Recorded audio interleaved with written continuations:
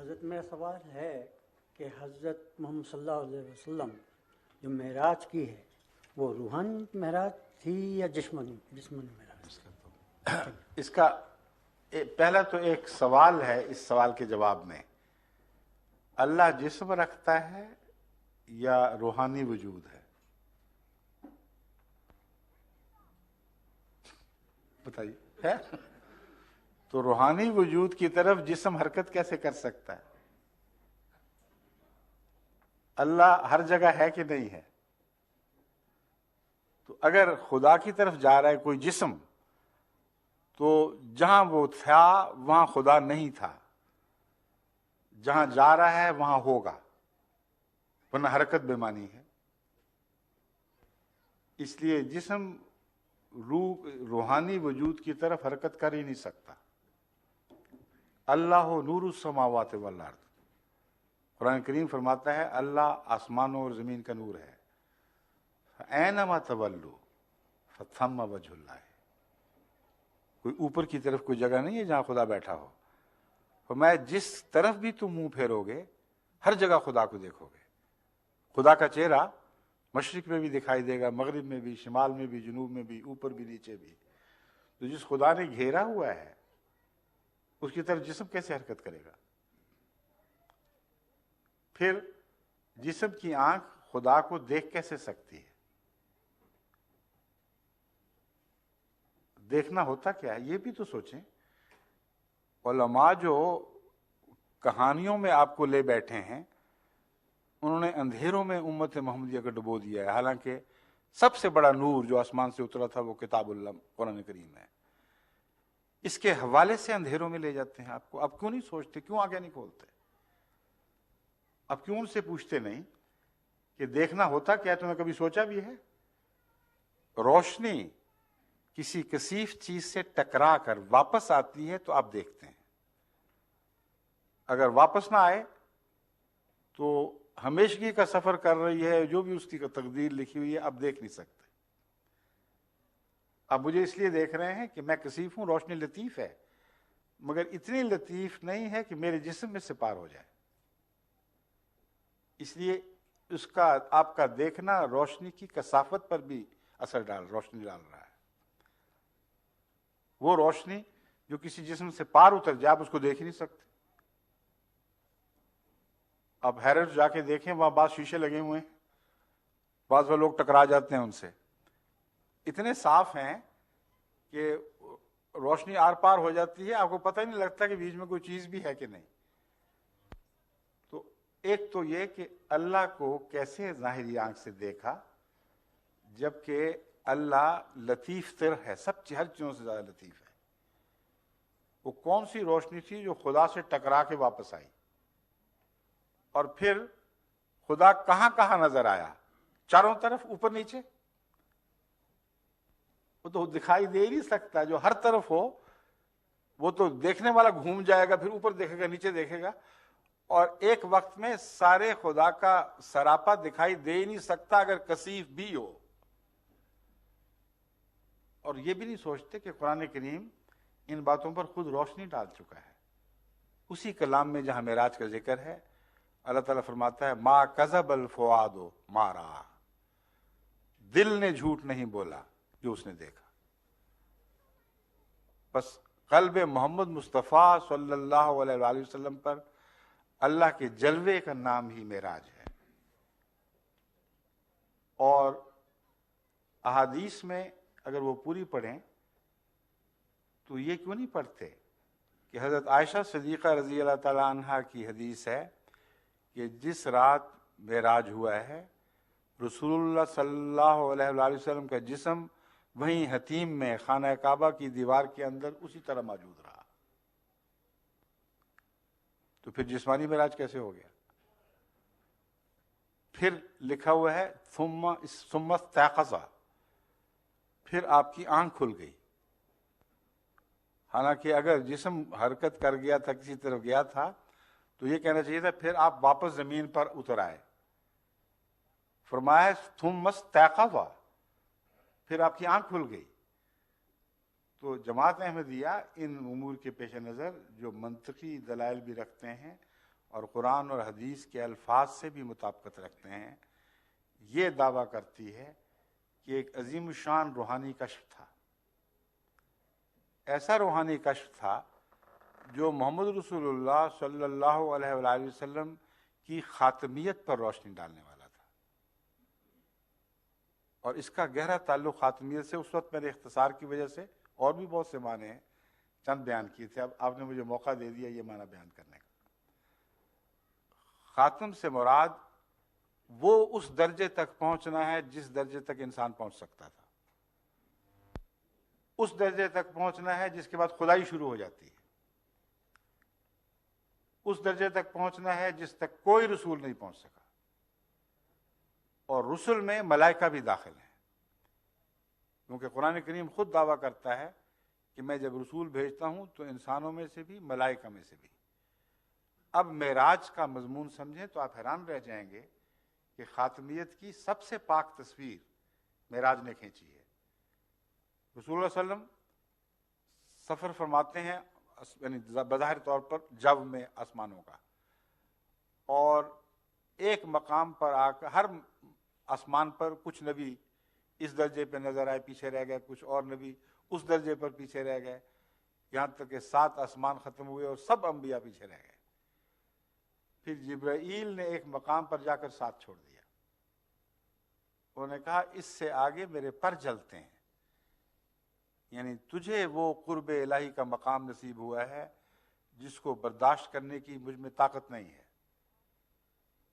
تمام مخلوق سے افضل یہ مطلب ہے خاتم کا، اس حد تک پہنچنے والا جس سے آگے پھر مخلوقات کی مجال نہیں ہے کہ آگے قدم رکھیں.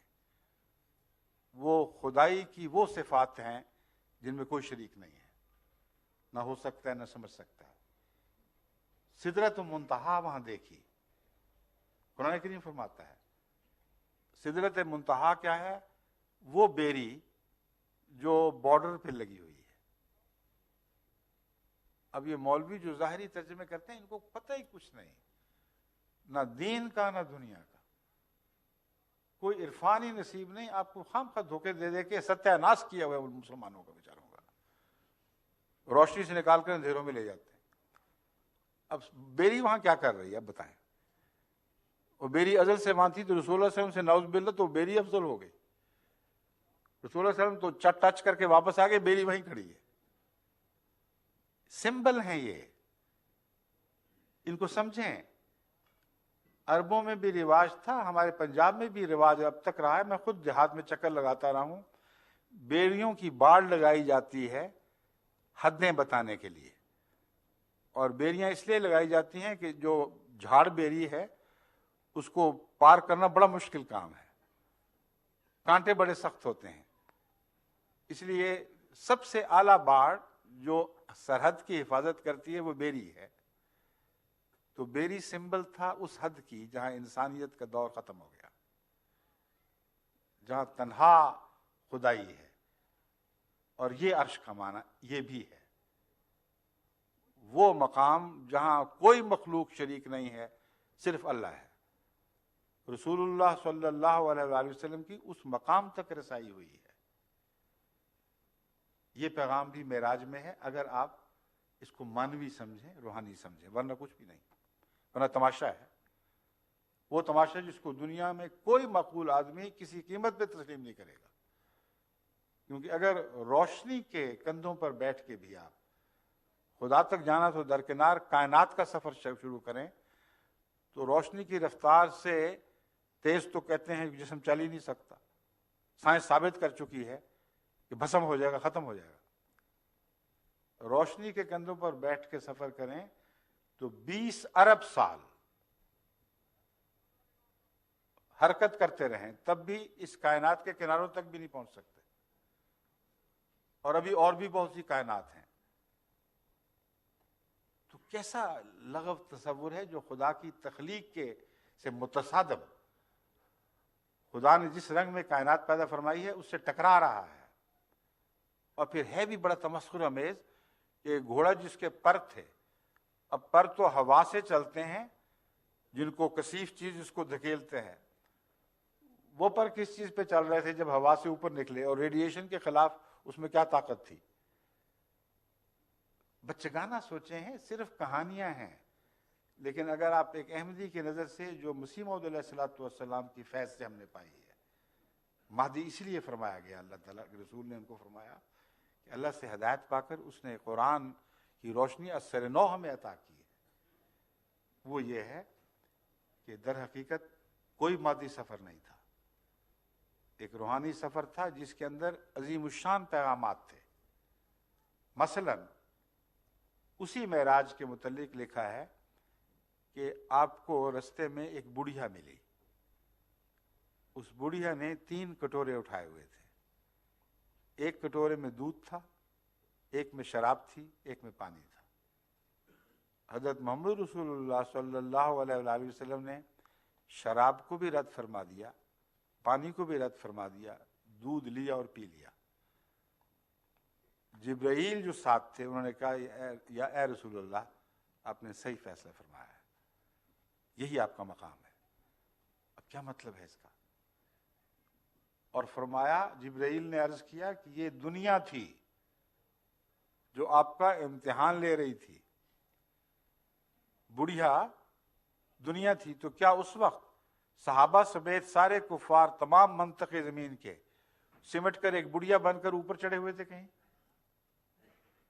لازماً ماننا پڑے گا کہ تمثیلات ہیں، ان کی تعبیر کرنی ہوگی۔